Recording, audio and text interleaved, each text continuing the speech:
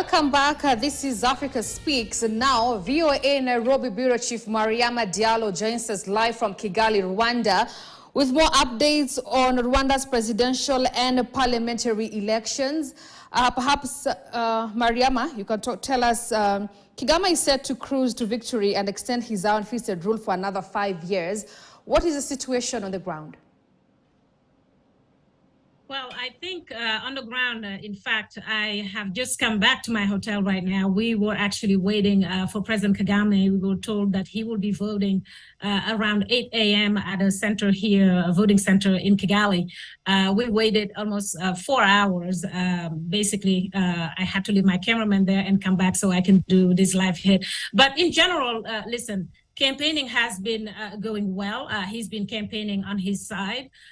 He's been packing places, thousands of people who attend his rallies. On the other hand, you have the other two candidates that he's facing. You have Frank Ebenezer, the Democratic Green Party, Philip Payimana, who's the independent candidate.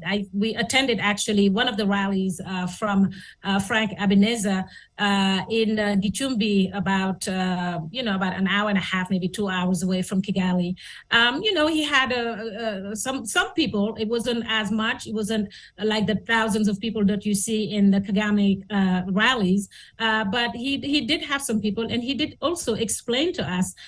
He said that I asked him the question basically because he was candidate last time in 2017 against Kagame, and I said, "What have you been doing differently this year so that your numbers can go up, or maybe you can beat candidate Kagame?" And he was very confident. And one of the some of the things that he told me, he told us, was that their strategy is different this time. They don't have the money, they don't have the buses to transport people, to bring in people en masse, meaning like that many people, but they've been using all the tools on the social media platforms, from YouTube to Facebook to X, just to try to get their messages out.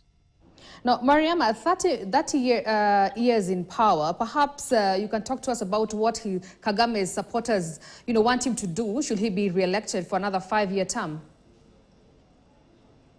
And for his supporters, he has a lot of them. I have to say, maybe the center that he's going to be voting, he voted in, I was just told, is his turf. It's close to where he is. A lot of people, when you ask them the questions, what do you want to see? Who do you want to lead the country? His supporters are diehard supporters. They love him. They tell, when I ask them, obviously as a foreigner, they always ask me the question back, do you see our country? Do you see the progress? Do you see the infrastructure? It's secure, it's this and it's that. One person I interviewed today told me that he was 4 years old during the 1994 genocide, but that he, 30 years later, he is going to vote for Kagame. He has a 2-year-old, and I asked him the question, well, Mr. Kagame has been around for all these years.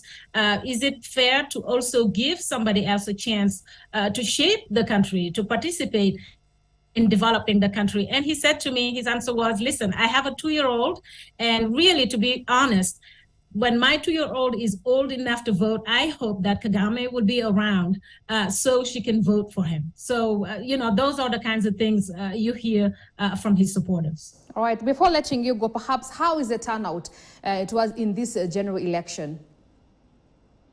Well, we were actually at a press release yesterday with the chairman of the, the Rwanda Independent Electoral Commission. I think the numbers they're talking about 9 million, and it's, an additional 2 million from last time. So, the numbers are big. It's a country of about 14.5 million or 15 million people. The center that I visited, the lines, people were there, as early as 7 o'clock, 7:30, the lines were forming.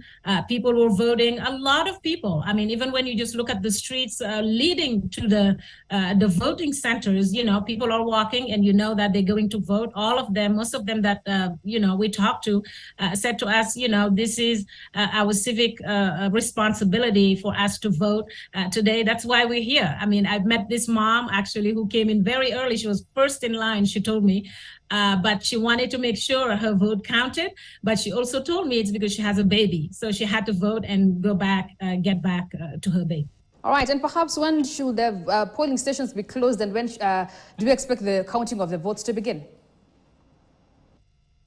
I didn't understand. Are you asking when the votes are coming out? The results are coming out? The polls, at what time are the polls expected to be closed, and when should we expect the counting of the votes to begin?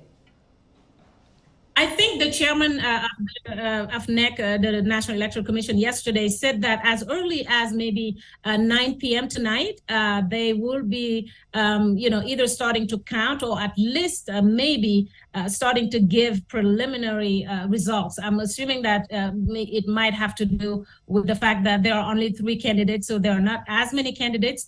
But I think they talked about, certainly yesterday, that we should expect some early results, at least, later tonight. All right. Thank you, Mariama, for that update. That is VOA's